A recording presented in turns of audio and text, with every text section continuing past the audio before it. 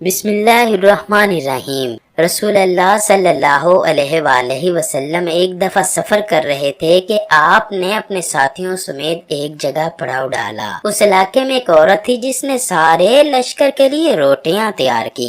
جب وہ فارغ ہوئی تو اس نے صحابہ کرام سے عرض کیا کہ میں اپنے آقا حضرت محمد صلی اللہ علیہ وآلہ وسلم سے ملنا چاہتی ہوں۔ صحابہ کرام نے اس عورت کو آپ کے پاس لے گئے۔ جب یہ عورت رسول اللہ صلی اللہ علیہ وآلہ وسلم کے پاس حاضر ہوئی تو اس نے عرض کیا، یا رسول اللہ، میرا ایک بچہ ہے۔ میں جب بھی تنور پر روٹیاں تیار کرتی ہوں تو میرا بچہ میرے پاس آ جاتا ہے۔ میں اپنے بچے کو تنور کے پاس نہیں آنے دیتی کہ کہیں میرے بچے کو آگ کی گرم ہوا بھی نہ لگ جائے، کیونکہ میں ماں ہوں نا۔ ماں کا دل بہت نرم اور نازک ہوتا ہے، وہ اپنی پیدا کی ہوئی اولاد کو کس طرح سے مشکل میں دیکھ سکتی ہے۔ میں نے سنا ہے کہ اللہ تعالیٰ 70 ماؤں سے زیادہ اپنے بندوں سے پیار کرتا ہے۔ جب اللہ تعالیٰ 70 ماؤں سے زیادہ پیار کرتا ہے تو خدا ہم کو کس طرح سے جہنم میں ڈالے گا۔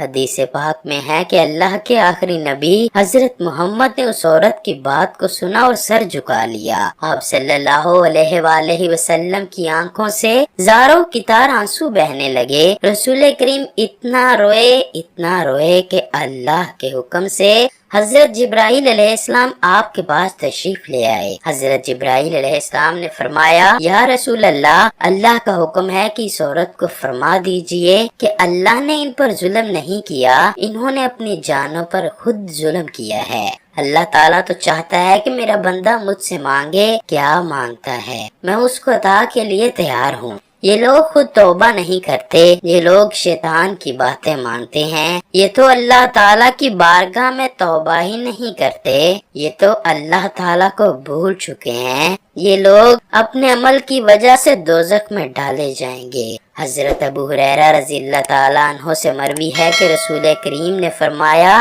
میری پوری امت جنت میں جائے گی، لیکن جو انکار کرے گا وہ جنت میں داخل نہ ہوگا۔ عرض کیا گیا، جنت جانے سے کون انکار کرے گا؟ آپ صلی اللہ علیہ وآلہ وسلم نے فرمایا، جس نے میری اطاعت کی وہ جنت میں داخل ہوگا، جس نے میری اطاعت نہ کی وہ جہنم کی آگ میں بھڑکے گا۔ حضرت جابر رضی اللہ تعالیٰ عنہ سے مروی ہے کہ ایک بار چند فرشتے اللہ کے نبی کے پاس تشریف لائے۔ اس وقت آپ صلی اللہ علیہ وآلہ وسلم سو رہے تھے۔ ان فرشتوں نے ایک دوسرے سے فرمایا کہ تمہارے ساتھی کے لیے ایک مثال ہے۔ انہی میں سے کچھ فرشتوں نے فرمایا کہ رائے دے کہ یہ سو رہے ہیں۔ کچھ نے کہا کہ ان کی آنکھیں سوتی ہیں، ان کا دل جاگتا رہتا ہے۔ چند فرشتوں نے کہا، ان کی مثال اس بندے جیسی ہے جس نے ایک گھر بنایا اور اس گھر میں کھانے کی ایک دعوت کا انتظام کیا اور ایک بلانے والے کو بھیجا، تو جس نے اس بلانے والے کی بات مانی وہ گھر میں آ گیا، اس دعوت میں سے کھایا۔ جس نے اس بلانے والے کی بات نہ مانی تو ظاہر ہے کہ وہ نہ تو گھر آئے گا اور نہ ہی اس کو کچھ کھانے پینے کو ملے گا۔ اس مثال کا مطلب ہے کہ اس پر بعض فرشتوں کا کہنا ہے کہ یہ تو سو رہے ہیں، اور بعض نے کہا کہ ان کی آنکھیں جاگتی ہیں اور دل بیدار رہتا ہے۔ تب فرشتوں نے یہ مطلب بیان کیا کہ وہ گھر جنت ہے اور بلانے والے آپ صلی اللہ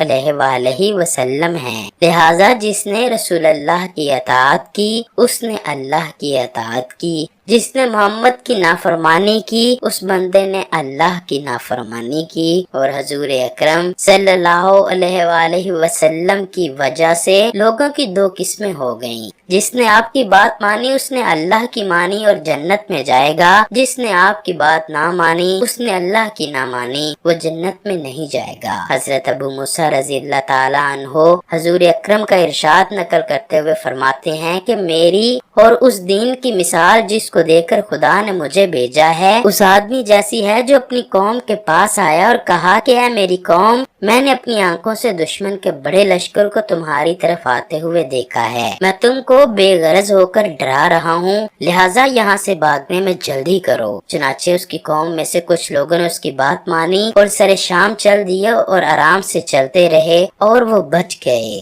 اور اسی قوم میں سے کچھ لوگوں نے اسے جھوٹا سمجھا اور وہیں ٹھہرے رہے تو دشمن کے لشکر نے ان پر صبح صبح حملہ کر کے ہلاک کر دیا اور ان کو ختم کر کے رکھ دیا۔ یہ مثال ہے ان لوگوں کی جنہوں نے میری بات مانی اور جو دین حق میں لے کر آیا اس پر عمل کیا، اور ان لوگوں کی جنہوں نے میری نافرمانی کی، جو دین حق لے کر آیا انہوں نے اس کو بھی جھٹلایا۔